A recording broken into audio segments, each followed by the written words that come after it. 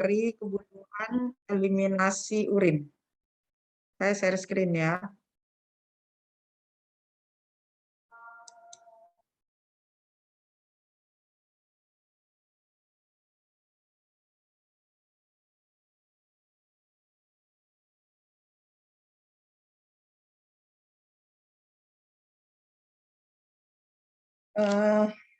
Eliminasi urin biasanya kita sebut sebagai BAK, buang air kecil ya. Nah, BAK adalah pengeluaran melalui saluran kencing berupa urin, di mana tubuh dibersihkan dari bahan-bahan yang melebihi kebutuhan badan dari produk buangan atau kotoran hasil metabolisme. Contohnya ureum. Ya. Secara garis besar, struktur sistem perkemihan atau perkencingan terdiri dari dua, yaitu terdiri dari ginjal, ureter, dan kandung kemih serta uretra. Ginjal ini berfungsi melakukan ekskresi sebagian besar produk, seperti tadi yang saya bilang, produk akhir dari metabolisme tubuh berupa urin, di mana di dalam urin juga ada urobilinogen dan sebagainya, yang produk-produk toksik atau produk-produk yang kalau tidak dibuang melalui ginjal akan menyebabkan atau menjadi racun bagi tubuh. Kemudian mengatur konsentrasi garam di dalam tubuh serta keseimbangan asam basa, ya, dan keseimbangan cairan. Yang berikutnya adalah ureter. Ureter ini berfungsi menyalurkan urin dari ginjal ke kandung kencing. Ini saya rasa sudah ya di mata kuliah anatomi fisiologi ya. Sudah diberikan ya? Sudah belum? Ini siapa nggak on cam ya? Banyak yang nggak on cam ya? Coba on cam semua, Adinda. Saya nggak mau kalau nggak on cam ya. Oke. Kandung kemih berikutnya setelah ureter. Jadi dari ginjal itu yang dua namanya ureter, kanan kiri menyalurkan ke kandung kemih. Kandung kemih ini sebagai reservoir dari urin, kemudian mencegah terjadinya reflux atau balik, aliran balik dari urin ke ginjal. Kemudian yang berikutnya adalah uretra dan sphincter yang berfungsi mengeluarkan urin dari kandung kemih atau kandung kencing atau vesika urinaria. Ini udah semua saya rasa ya dari anatomi fisiologi udah kan ya?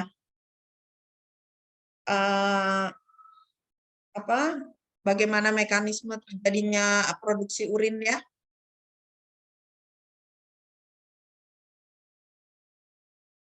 Iya, Ibu sudah. Sudah ya, oke. Ini jadi nggak usah saya. Ini isinya urin 96% adalah air. Berikut ampas-ampas pertukaran zatnya. Tadi saya sebutnya ada ureum, ada kreatinin, ada asidum urikum, beberapa macam garam, urokrom memberi atau urobilinogen. Ya. Nah, yang perlu diobservasi pada urin atau dikaji adalah jumlahnya, frekuensi berkemihnya. Aduh, azan sebentar ya, kita tutup dulu ya azan ya.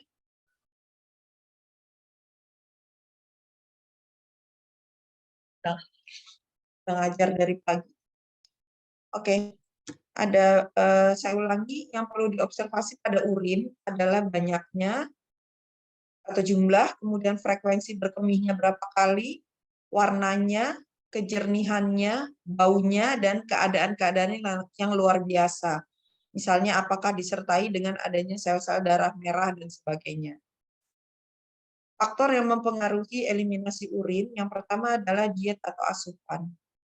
Tipe makanan seperti protein dan natrium ini dapat menentukan jumlah urin yang dibentuk. Sementara itu, kopi dapat meningkatkan pembentukan atau produksi urin.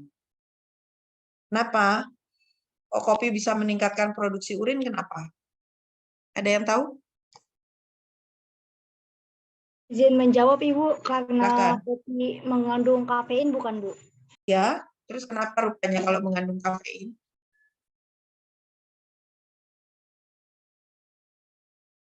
Kenapa kok mengandung kafein meningkatkan produksi urin?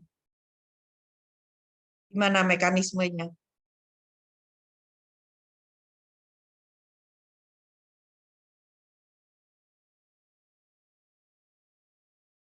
Ya, silakan Karisa dijelaskan gimana mekanismenya.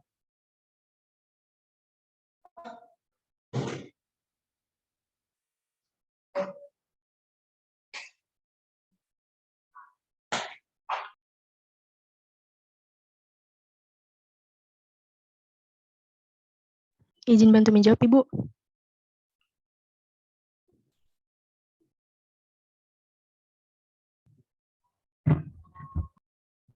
Ya, silakan. Baik, saya Sako Malasari. Kafein bisa memperbanyak produksi urin. Kalau misalnya kalau produksi kafein itu kerja jantung, Ibu, aliran darah juga banyak. Karena aliran darah banyaknya itu berarti darah yang disaring juga lebih banyak, Ibu. Jadi makanya urinnya lebih banyak. Seperti itu, Ibu, cukup. Kafein memperberat kerja jantung. Maksudnya gimana? Mempercepat Kerja jantung. Terus, apa yang terjadi dari kerja jantungnya? Dan menjawab, Ibu, jadi aliran darah menjadi lebih banyak, Ibu. Aliran darah menjadi lebih banyak. Kemana? Jadi kan dari urin itu kan disaring dari darah itu, urin disaring dari darah. Jadi karena darah aliran yang banyak, lebih cepat gitu. Jadi makanya kerja ginjalnya juga ikut cepat untuk produksi urin. Jadi urinnya juga lebih banyak, Ibu. Oh. Jadi gini, hampir betul. Jadi gini, kafein itu mempunyai daya kerja vasokonstriksi pembuluh darah. Ya, vasokonstriksi pembuluh darah menyebabkan ruang dari vaskuler menyempit. Karena ruang vaskuler menyempit, otomatis volumenya itu banyak didistribusi atau di apa namanya ya, dialirkan ke ginjal gitu. Kelebihan cairan itu dialirkan ke ginjal sehingga ginjal memproduksi urin lebih cepat dan lebih banyak. Gitu ya. Jadi kenapa kerja jantungnya meningkat? Karena vasokonstriksi pembuluh darah yang diakibatkan oleh kafein gitu. Oke, yang kedua yang mempengaruhi keinginan atau eliminasi urin yang kedua adalah respon keinginan awal untuk berkemih. Nah, kebiasaan mengabaikan keinginan berkemih ini dapat menimbulkan urin yang tertahan di vesika urinaria. Ya, sehingga bisa mempengaruhi ukuran dari vesika urinaria. Kalau kita nahan-nahan terus, akhirnya vesika urinarianya membesar atau blasnya membesar. Ya, itu. Kemudian yang ketiga adalah gaya hidup. Perubahan gaya hidup ini mempengaruhi atau dalam ketersediaan fasilitas toilet. Sehingga kadang-kadang kalau toiletnya toilet duduk, itu tidak tuntas berkemihnya. Terutama untuk lansia. Ya, jadi masih ada residu di dalam vesika urinaria. Nah, yang keempat, faktor psikologis atau stres. Meningkatnya stres dapat mengakibatkan seringnya frekuensi berkemih karena sensitivitas untuk keinginan berkemih dan jumlah urin yang diproduksi. Tadi, hormon stres itu hampir sama kerjanya dengan kafein, yaitu membuat adrenalin ya, membuat vasokonstriksi pembuluh darah. Prinsip kerjanya sama. Kemudian yang kelima adalah tingkat aktivitas. Eliminasi urin ini membutuhkan tonus otot vesika urinaria yang baik dan fungsi sphincter juga yang baik. Nah, fungsi sphincter yang baik ini bisa didapatkan melalui aktivitas. Salah satunya adalah Kegel exercise. Ya, atau latihan Kegel, di mana melatih kekuatan fungsi sphincter. Tuh ya. Kemudian dari aktivitas juga akan mempengaruhi produksi urin. Kalau aktivitasnya banyak dan individu banyak mengeluarkan keringat, maka produksi urinnya akan berkurang. Nanti setelah individu tersebut minum banyak, baru produksi urinnya akan normal kembali. Gitu ya.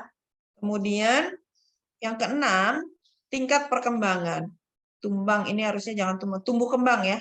Tumbuh kembang akan mempengaruhi pola berkemih. Jelas ya.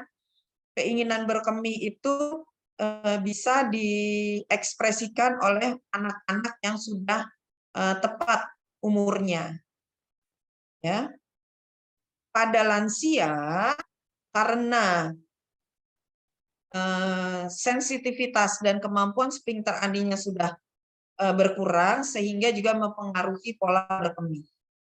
Apa saja nanti masalah-masalah pola berkemih ada di bawah di slide berikutnya ya. Yang ketujuh juga kondisi penyakit. Kondisi penyakit tertentu, misalnya DM, diabetes mellitus, ini akan mempengaruhi produksi urin.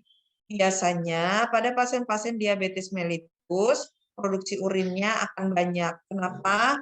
Karena banyaknya kadar gula yang tersimpan di dalam darah. Ya.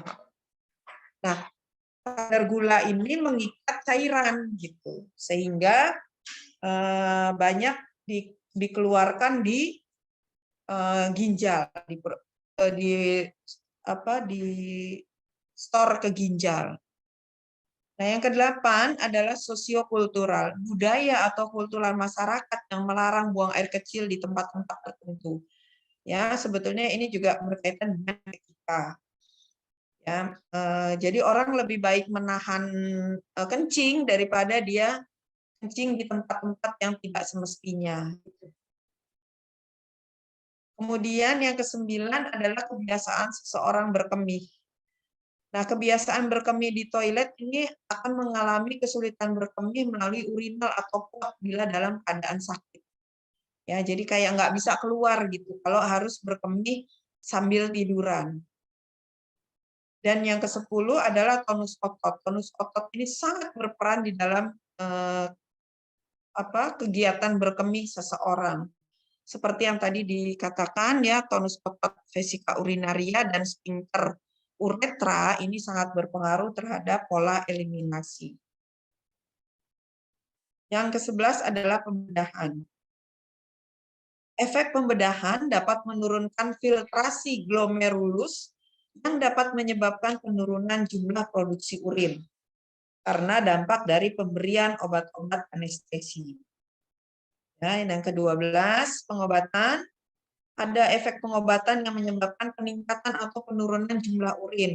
Misalnya pemberian diuretik. Diuretik ini akan meningkatkan jumlah urin. Sedangkan pemberian antikolinergik, ini kolinergik ya, bukan konergik, salah ketik.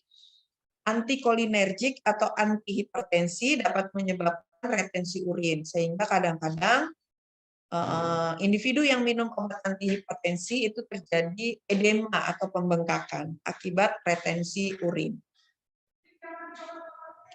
Yang ke-13, pemeriksaan diagnostik. Ada prosedur diagnostik tertentu yang membatasi jumlah asupan. Sehingga karena jumlah asupannya dibatasi, produksi urinnya pun akan berkurang. Ya. Kemudian ada tindakan intravenous pielogram ya yang mempengaruhi pengeluaran, atau tindakan sistoskopi ini dapat menimbulkan edema lokal pada uretra. Kalau uretranya udem, maka pengeluaran urin akan terganggu. Nah, ini beberapa masalah kebutuhan eliminasi urin. Yang pertama adalah retensi urin. Retensi urin ini adalah penumpukan urin dalam kandung kemih akibat ketidakmampuan kandung kemih untuk mengosongkan isinya. Jadi, kandung kemih tidak mampu berkontraksi untuk mengosongkan isinya.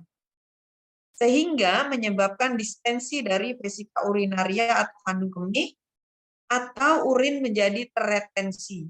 Dapat pula merupakan keadaan di mana seseorang mengalami pengosongan kandung kemih yang tidak lengkap. Jadi yang tadi yang tidak tuntas ya, misalnya pada lansia. Ya, harus dibantu dengan posisi-posisi tertentu supaya pengosongan kandung kemihnya tuntas.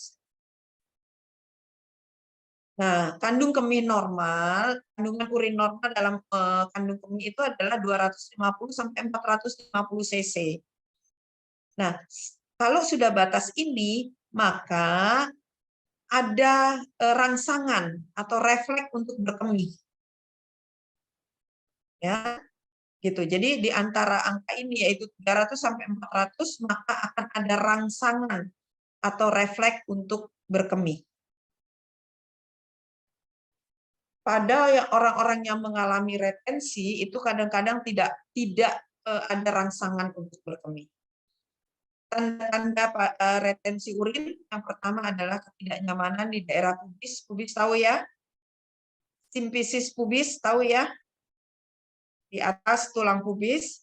Kemudian kalau kita palpasi, vesika urinaria teraba, adanya distensi atau tegangan. Dan individu tidak sanggup untuk berkemih. Ya, itu retensi. Sering berkemih saat vesika urinarianya berisi sedikit, 25 sampai 50 cc. Ya. Adanya ketidakseimbangan jumlah urin yang dikeluarkan dengan asupannya. Jadi minumnya banyak, tidak ada keringat, tapi urin yang keluar sedikit. Ya, kemudian meningkatnya keresahan dan keinginan berkemih. Ada refleks ingin berkemih tapi nggak bisa keluar. Ya, kemudian kalau dilakukan pemasangan kateter, maka akan kita temukan urin yang jumlahnya sampai dengan 4.000 cc. Ini adalah beberapa penyebab kenapa retensi urin terjadi. Yang pertama adanya operasi di daerah abdomen bawah atau pelvis vesika urinaria. Kemudian adanya trauma sumsum tulang belakang yang mengakibatkan refleks berkemih menjadi terganggu. Kemudian adanya tekanan uretra yang tinggi yang disebabkan oleh otot destruktor yang lemah. Ya, kemudian sphincter uretra yang sangat kuat atau bahkan adanya sumbatan atau struktur uretra dan pembesaran kelenjar prostat kalau pada laki-laki sehingga uretranya tersumbat, urin tidak bisa keluar. Ya, tadi yang pertama apa? Retensi urin. Sekarang masalah yang kedua adalah inkontinensia urin. Inkontinensia urin adalah ketidakmampuan otot sphincter eksternal sementara atau menetap. Ini ketidakmampuannya yang sementara atau menetap ya, untuk mengontrol ekskresi urin secara umum. Penyebab dari inkontinensia adalah proses penuaan atau aging proses, pembesaran kelenjar prostat, atau penurunan kesadaran dan penggunaan obat-obat narkotika atau sedatif. Ya. Jadi apa bedanya tadi retensi urin dengan inkontinensia urin?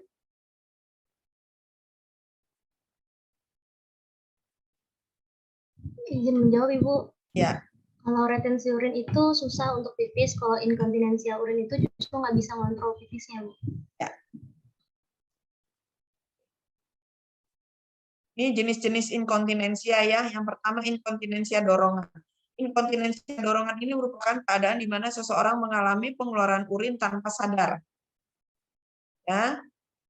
Kemudian penyebab antara lain penurunan kapasitas kandung kemih, iritasi pada reseptor regangan kandung kemih yang menyebabkan spasme atau infeksi saluran kemih. Ya, kalau kita dulu suka istilahnya kalau orang Jawa tuh anyang-anyangan ya. Nah, itu juga termasuk inkontinensia. Ya, kita nggak bisa nahan untuk berkemih. Itu, tapi yang keluar sedikit gitu ya, inkontinensia dorongan. Kemudian penyebab lain adalah minum alkohol atau kafein tadi, adanya peningkatan cairan, peningkatan konsentrasi urin, dan distensi kandung kemih yang berlebihan. Tanda-tanda dari inkontinensia adalah inkontinensia dorongan, sering miksi, ya, atau miksi lebih dari 2 kali per jam. Salah nih ya, lebih dari 2 kali per jam. Ini maksudnya. Kemudian spasme kandung kemih. Jadi kalau kita raba kandung kemihnya mengalami ketegangan atau spasme. Yang kedua, inkontinensia total. Inkontinensia total merupakan keadaan di mana seseorang mengalami pengeluaran urin yang terus-menerus dan tidak dapat diperkirakan. Ya, penyebabnya adalah disfungsi neurologis, kontraksi independen dan refleks destrusor karena pembedahan, adanya trauma atau penyakit yang mempengaruhi saraf medula spinalis, adanya fistula atau celah, ya, celah dari apa itu namanya, uretra, ya, atau neuropati, tidak diketahui sebabnya. Tanda-tandanya alirannya konstan yang terjadi pada saat tidak diperkirakan, tidak ada distensi kandung kemih, adanya nokturia, ya, nokturia itu sering kencing, kemudian pengobatan inkontinensia yang di atas tadi tidak berhasil, pengobatan inkontinensia dorongan tadi tidak berhasil, maka terjadilah inkontinensia total. Yang ketiga ada inkontinensia stres.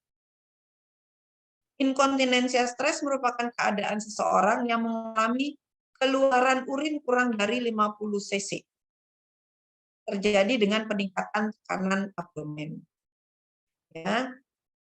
Sudah jelas di sini stres, jadi penyebabnya biasanya karena perubahan degeneratif pada otot pelvis dan struktur penunjang yang berhubungan dengan proses degeneratif, tekanan intraabdominal yang tinggi misalnya pada obesitas, kemudian distensi kandung kemih, adanya distensi kandung kemih, otot pelvis dan struktur penunjang yang lemah. Ya, ini bisa karena masalah-masalah neurologis juga. Tanda-tanda inkontinensia stres, kalau ada yang mau bertanya langsung tunjuk tangan suara ya. Yang ke-1 adanya urin yang menetes dengan peningkatan tekanan abdomen. Jadi kalau kita tekan daerah simfisisnya maka akan keluar urinnya. Adanya dorongan berkemih, jadi ada keinginan berkemih. Sering miksi, lebih dari 2 kali per jam. Bukan lebih dari 2 jam sekali ya, lebih 2 kali dalam 1 jam. Yang keempat, inkontinensia refleks. Inkontinensia refleks ini merupakan keadaan di mana seseorang mengalami pengeluaran urin yang tidak dirasakan. Terjadi pada interval yang dapat diperkirakan bila volume kandung kemih mencapai jumlah tertentu. Ya, jumlahnya ini tidak ada batasan, berbeda-beda pada setiap individu yang mengalami. Penyebab utamanya adalah karena kerusakan neurologis atau adanya lesi pada medula spinalis. Kalau saya bilang medula spinalis, tahu ya di mana tempatnya ya? Di mana? Dila di mana Dila medula spinalis itu? Dila Ramadina. Iya, Ibu. Di mana letak medula spinalis? Kamu pakai background itu matanya jadi biru. Di otak, Ibu. Di otak. Lain? Di sumsum tulang belakang. Sumsum tulang belakang. Namanya aja spinal ya. Oke. Tanda-tanda inkontinensia refleks, tidak ada dorongan untuk berkemih, merasa bahwa kandung kemihnya penuh, kontraksi atau spasme kandung kemih tidak dihambat oleh interval teratur. Ya. Jadi kandung kemihnya tuh nggak ada hambatan. Jadi kayak loss aja gitu. Interval ini ya. Yang kelima masih inkontinensia, yaitu inkontinensia fungsional. Nah, inkontinensia fungsional ini merupakan keadaan di mana seseorang mengalami pengeluaran urin secara tanpa disadari dan tidak dapat diperkirakan. Kalau tadi bedanya dengan yang refleks, tidak dirasakan, ya, terjadi pada interval yang tidak diperkirakan. Nah, kalau ini secara tanpa disadari dan tidak bisa diperkirakan, jadi tidak ada intervalnya. Ya.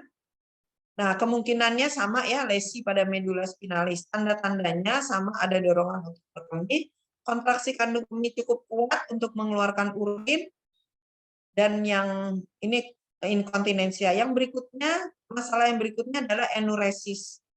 Enuresis ini merupakan ketidaksanggupan. Jadi tadi ada yang pertama adalah apa tadi? Yang pertama ada apa masalahnya? Retensi. Yang pertama tadi apa? Retensi. Yang kedua inkontinensia. Inkontinensia ada 5. Ya. Ada 5 inkontinensia. Kemudian yang ketiga adanya enuresis. Masalahnya. Ya, enuresis ini merupakan ketidaksanggupan menahan kemih atau ngompol yang diakibatkan tidak mampu mengontrol sphincter eksternal, sphincter uretra eksternal. Enuresis biasanya terjadi pada anak atau orang jompo, umumnya terjadi pada malam hari. Ada di sini yang masih suka ngompol? Nggak usah malu, karena memang enuresis itu bisa dipengaruhi atau disebabkan oleh masalah emosional atau masalah psikologis. Ya. Yang pertama, memang vesika urinarianya sudah terlalu penuh, karena ketika tidur nahan pipis gitu. Kemudian anak-anak yang tanda-tanda dari indikasi keinginan berkemihnya tidak diketahui yang mengakibatkan terlambatnya bangun tidur untuk ke kamar mandi, yaitu biasanya anak-anak yang lama menggunakan diapers, sehingga dia tidak tahu nih kapan dia pengen berkemih. Ya, harusnya ketika anak-anak itu berusia 1 tahun sudah mulai diajarkan toilet training. Caranya gimana? Ketika anak itu menunjukkan tanda-tanda keinginan berkemih, biasanya kan suka geleng-geleng gitu ya, atau gelisah gitu. Nah, itu orang tua harus membawa anaknya segera ke kamar mandi. Dan mengatakan kepada anak bahwa, oh ini namanya pipis. Gitu. Nah, sehingga ketika dia tidur, dia mampu mengontrol untuk kamar mandi. Kemudian faktor yang ketiga adalah vesika urinaria yang terangsang dan seterusnya tidak dapat menampung urin dalam jumlah besar. Jadi sangat sensitif ya, karena begitu ada rangsangan membesar dengan volume urin, maka dia ngompol. Nah, ini yang tadi saya bilang, adanya suasana emosional tidak menyenangkan di rumah. Misalnya adanya persaingan dengan saudara kandung, atau sedang cekcok dengan orang tua. Ini yang namanya regresi. Ya, kembali ke masa kanak-kanak, yaitu apa namanya, ngompol. Bentar ya, saya izin minum dulu ya.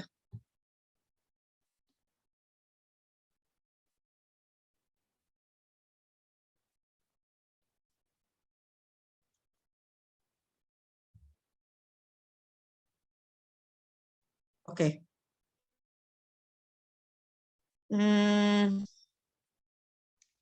Saya tuh terpapar COVID kan baru 1 kali ini ya, tapi jangan lagi lah, cukup S1 COVID. Tapi gejala sisanya tuh terasa banget gitu. Udah negatif dari hari Selasa udah negatif. Tapi bindeng, batuk, pilek itu belum hilang. Lama banget gitu. Jadi tenggorokannya sakit, belum hilang. Makanya kalau ngajar lama-lama suka nggak kuat. Nah, faktor yang berikutnya adalah orang tua yang mempunyai pendapat bahwa anaknya akan mengatasi kebiasaannya tanpa dibantu untuk mendidiknya. Tadi contohnya tidak dilakukan toilet training. Ya, jadi anak-anak yang tidak dilakukan toilet training. Kemudian infeksi saluran kemih atau perubahan fisik atau neurologis pada sistem perkemihan. Ya, ada UTI, urinary urethra infection. Ya. Kemudian makanan yang banyak mengandung garam dan mineral atau makanan pedas. Alah nih. Ada error ngetiknya. Nah, faktor lain juga masih psikologis, yaitu anak yang takut jalan gelap ke kamar mandi. Ya, ini faktor psikis. Jadi dia nahan pipis, akhirnya dia ngompol. Udah 3 tadi ya. Ada retensi, inkontinensia, sama enuresis. Yang berikutnya, masalah berikutnya adalah ureterotomi.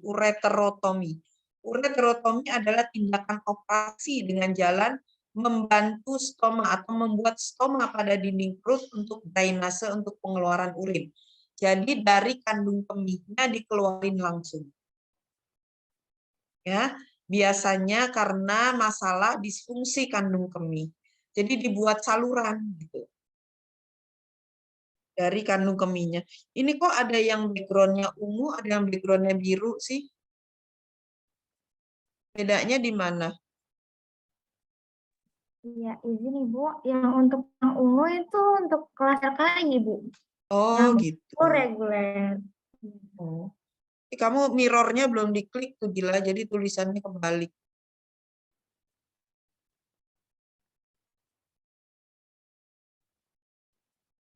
Oke, itu masalah-masalah pada eliminasi urin.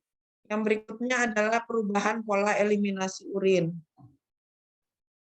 Perubahan pola eliminasi urin ini merupakan keadaan seseorang yang mengalami gangguan pada eliminasi disebabkan oleh multiple, bisa obstruksi anatomis, kerusakan motorik sensorik, infeksi saluran kemih, dan perubahan pola eliminasi ini terdiri atas 1, peningkatan jumlah frekuensi, peningkatan atau penurunan jumlah frekuensi berkemih.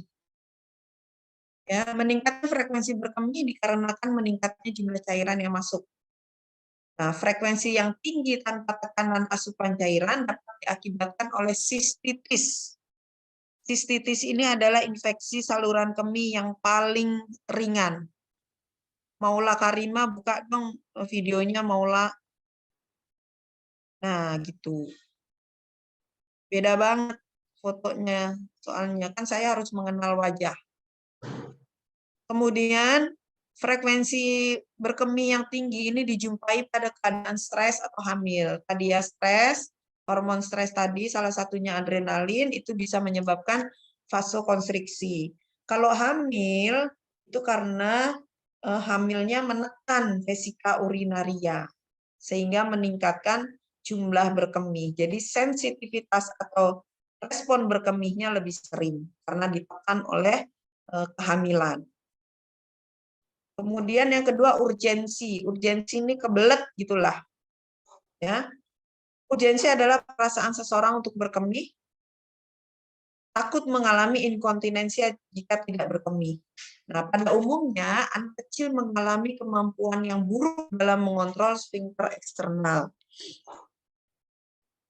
Sehingga kadang-kadang bilang aduh kebelet gitu ya, anak kecil itu.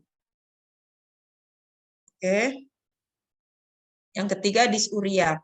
Dysuria ini adalah rasa sakit dan kesulitan dalam berkemih. Hal ini sering ditemukan pada penyakit infeksi saluran kemih atau ISK, pada trauma, dan adanya masalah struktur uretra. Ini yang kalau kita bilang dulu, jangan-jangan. Ya, kan sakit pipisnya. Yang keempat, poliuria. Poliuria ini kencingnya banyak. Ya, gampangnya ini poliuria itu adalah kencingnya banyak. Pada kondisi apa sih? Tadi pada kondisi diabetes mellitus, pada pemberian diuretik, atau gangguan produksi defisiensi hormon anti diuretik. Ya, jadi kencing terus gitu karena anti diuretik hormonnya nggak ada, jadi nggak ada yang nahan urin.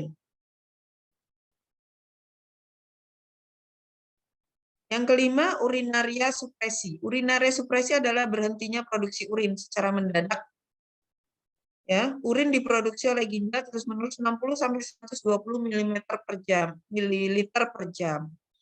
Ya, tapi di urinaria supresi ini tidak terproduksi.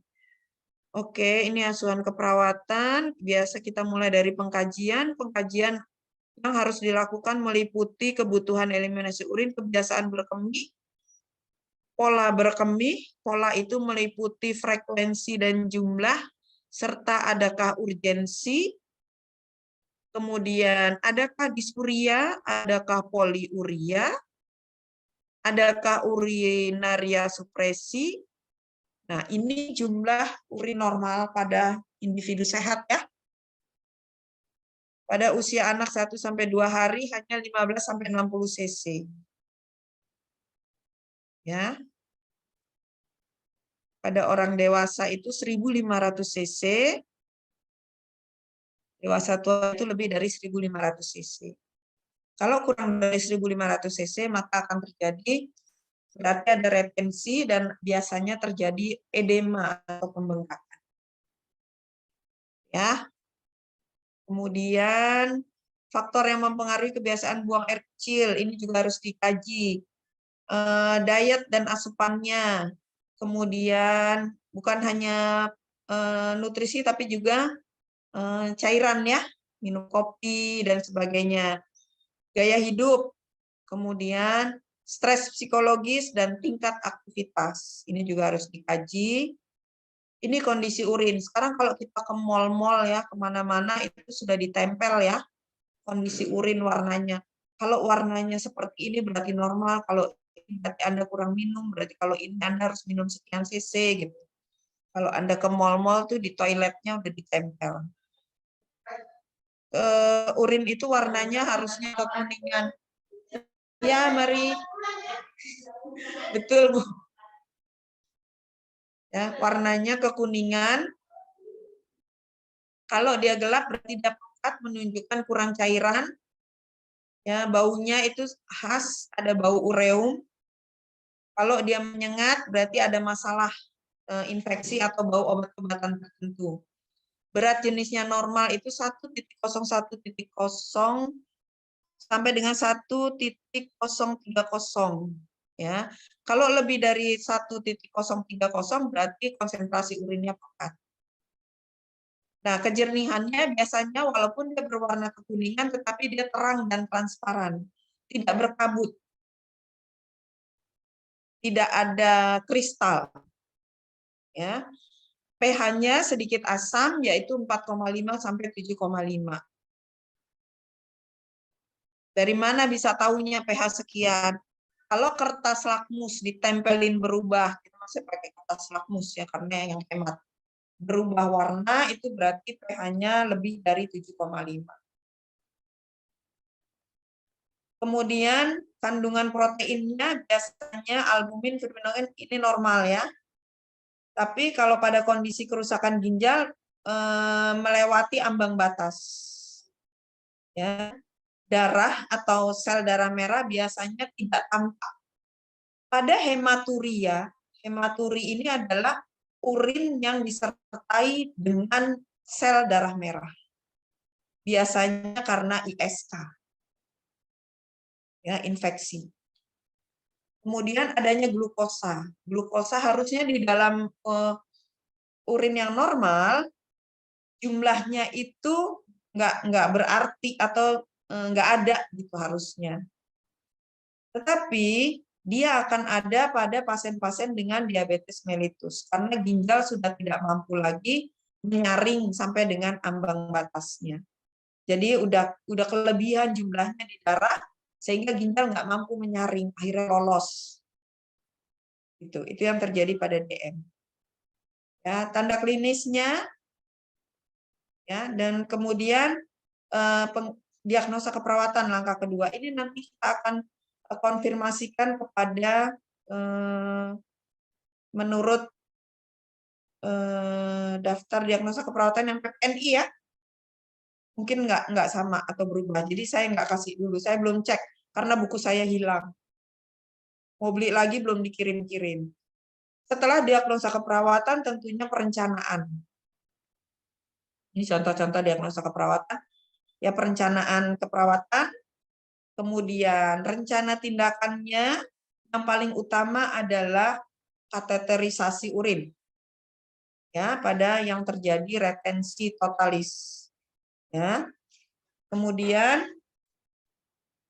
ini retensi urin adalah melatih. Ini nanti bisa manuver Valsalva, meregangkan abdomen dengan cara membungkuk ke arah paha. Ini nanti bisa kerjasama dengan rehab medik. Ya, untuk latihan manuver Valsalva. Ya, ini tekniknya. Ada manuver RD, pegangan anal, ya, inkontinensia dorongan, ada tindakannya nanti bisa dibaca di sini. Oke, sampai di sini ada pertanyaan, silakan. Jam 16. Silakan.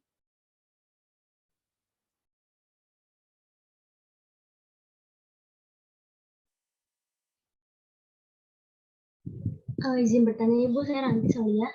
Ya, silakan. Tadi kan saya lihat ada berat jenis urin itu normalnya 1010 sampai 1030. 1,10 sampai 0,30 Bu normalnya. Kalau misalnya lebih itu berarti berat. Kalau berat itu berarti tandanya apa Bu? Ada masalah? Kalau lebih berat dari itu, berat jenis. Kalau lebih berat dari itu, penyebabnya macam-macam. Yang pertama bisa karena dia memang produksi dari hasil metabolismenya tinggi. Gitu. Jadi warnanya akan lebih pekat. Kan produksi metabolisme kan ada ureum, urobilinogen yang di depan tadi di slide awal. Ya, itu bisa banyak. Kenapa itu banyak? Karena cairannya kurang gitu. Kenapa cairannya kurang? Asupannya yang kurang. Itu satu. Atau yang kedua bisa adanya protein yang banyak. Kenapa protein yang banyak? Ada pada penyakit yang namanya sindrom nefrotik, ginjal sudah tidak mampu lagi menahan protein untuk tidak keluar dari ginjal, dari tubuh. Ya, itu penyakit sindrom nefrotik. Atau pada pasien-pasien DM tadi, diabetes mellitus, di mana urinnya mengandung glukosa yang banyak, jadi lebih berat, gitu. Jadi intinya kalau lebih berat itu berarti partikel-partikel urinnya lebih banyak dibandingkan dengan cairannya. Itu siapa tadi yang bertanya ya? Saya Ranti Salia Ibu. Terima kasih Bu. Oke, ada lagi berikutnya? Iya Ibu, saya izin bertanya. Ya, Hertinayu, silakan. Iya Ibu, terima kasih. Saya izin bertanya Bu, tadi kan volume urin normalnya untuk dewasa itu kan 1.500 ml ya Bu. Kalau semisal normalnya segitu kan ya Bu. Kalau semisal kan itu kalau semisal kita ukur pakai skala mililiter lah Bu istilahnya. Kalau semisal nentuin normalnya itu kalau nggak pakai apa ya istilahnya nggak diukur Pakai, itu nggak normalnya diukur. gimana? Gampang cara mendeteksinya, lihat aja warnanya. Kalau warnanya pekat berarti Anda kurang asupan air, gitu. Ya, kalau warnanya pekat. Kalaupun misalnya habis makan makanan tertentu warnanya berubah, tapi biasanya masih transparan, gitu. Ini kalau pekat warnanya menjadi tidak transparan, tinggal ditambah asupan cairan. Ya, pasti kalau selama tidak ada masalah atau tidak ada gangguan, jumlah atau volume urin itu bisa dilihat dari warna. Itu aja. Untuk orang sehat ya, kecuali tadi ada DM, ada itu harus mendapat terapi. Terjawab, Hertinayu? Iya Bu, terjawab. Terima kasih Bu. Ada lagi? Assalamualaikum Bu. Saya izin Salam. bertanya. Elsa, ya. Iya, Silakan. Bu, kan kalau misalnya kena diabetes mellitus itu kan berarti di urinnya itu mengandung glukosa ya Bu. Terus tapi itu ada hubungannya nggak sih Bu sama penyakit kencing manis atau udah beda gitu Bu? Diabetes mellitus itu kencing manis, Neng. Sama, bahasa medisnya diabetes mellitus. Kencing manis, sakit gula. Nah, itu dia juga. Kenapa saya kasihnya diabetes mellitus? Supaya Anda terbiasa dengan istilah-istilah medis, ya. Oke, terjawab, Tarisa? Iya, Ibu. Terima kasih, Ibu. Tadi Elsa mau nanya. Ibu betul. Terima kasih. Sebelumnya saya Elsa Kumalasari dari ingin bertanya mengenai inisiasi. Putus-putus. Iya. Apakah suara saya sudah terdengar jelas, Ibu? Putus-putus. Coba kamu tutup dulu videonya biar nggak ini. Nggak bisa ketangkep. Apa signal saya yang jelek? Apakah suara saya sudah jelas, Ibu? Oh iya, coba. Iya, sebelumnya saya Elsa Kumalasari dari Nursa izin bertanya mengenai inkontinensia tadi, Bu. Apakah itu bisa disembuhkan total? Lalu apakah ada tindakan non-farmakologisnya atau gimana, Ibu? Seperti itu. Terima kasih, Ibu. Ya, inkontinensia yang mana? Dari kelima inkontinensia tadi, Bu. Kan tadi ada inkontinensia yang sementara, ada yang menetap. Ya, kalau inkontinensia pada lansia itu sudah menetap. Walaupun diberi latihan biasanya tidak membantu banyak. Ya, kan kalau lansia itu suka ngompol gitu ya, suka nggak terasa pipis. Nah, itu juga termasuk inkontinensia gitu. Kemarin itu penelitiannya Bu Tin di sini itu adalah memberi intervensi latihan Kegel exercise. Ya, pada umur-umur tertentu Kegel exercise itu masih bisa membantu mengurangi inkontinensia. Tapi kalau pada usia yang sudah sangat lanjut nggak bisa lagi. Jadi harus pakai diapers neneknya gitu. Itu Elsa. Baik, terima kasih Ibu. Ya. Kalau penyebabnya karena kerusakan neurologis, biasanya lama ya penyembuhannya, walaupun dengan latihan-latihan.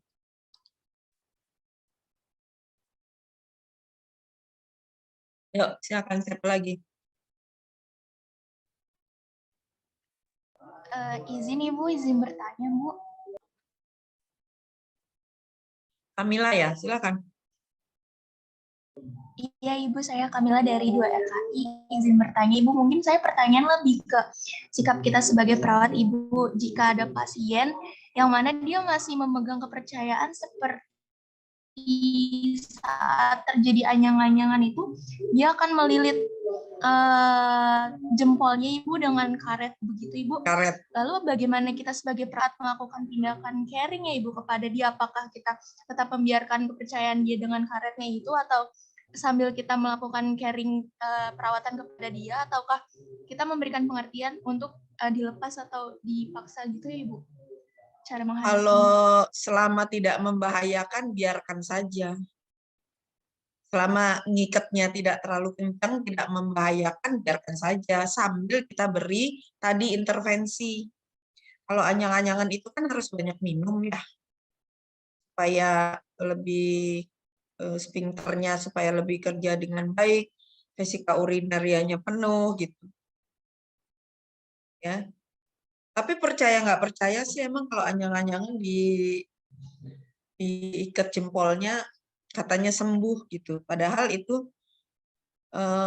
fokusnya aja yang jadi bergeser ya. Dari nyeri anyang-anyangan bergeser jadi jempol yang diikat gitu. Termasuk distraksi. Jadi intinya selama tidak membahayakan pasien biarkan saja gitu. Jangan ditentang.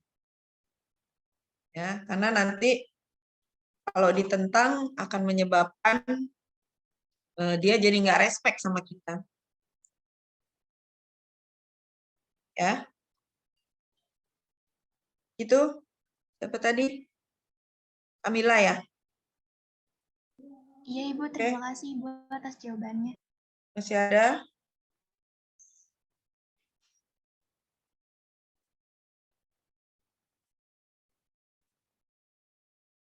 Masih ada?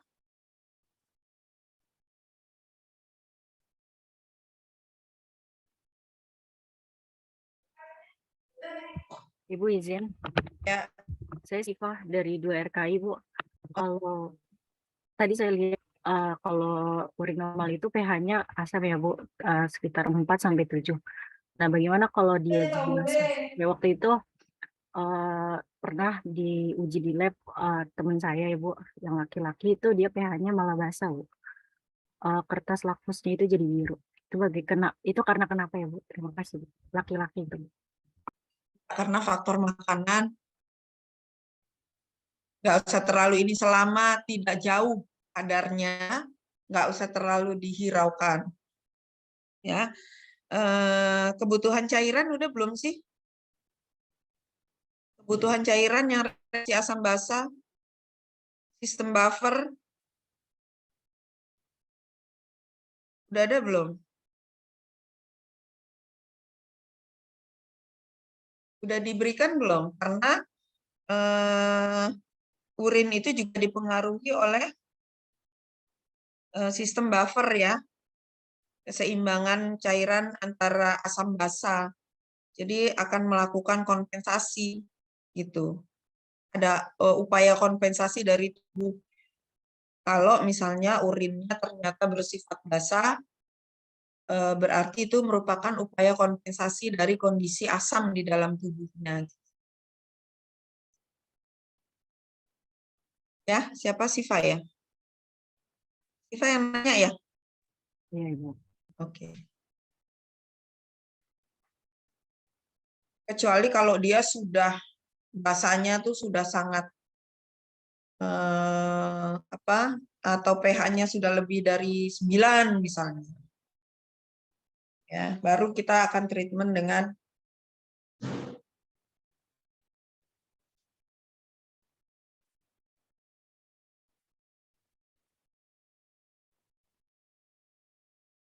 itu.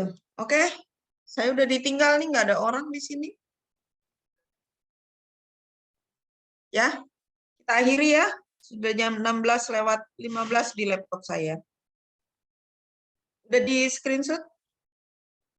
Yuk, screenshot dulu. Ya, izin Ibu mungkin bisa mulai screenshot dari per kelas aja ya, Bu ya. Iya. Boleh, event kelas A dimulai.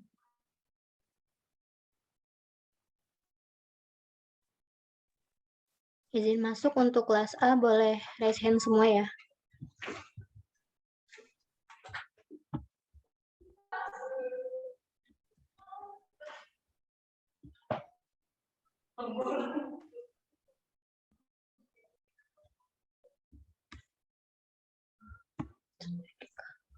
Baik, sudah Ibu. Kelas B.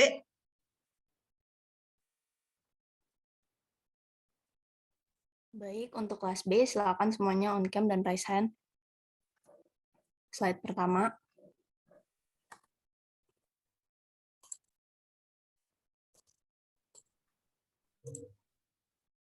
Slide kedua. Baik, terima kasih Ibu. Yuk, RKI.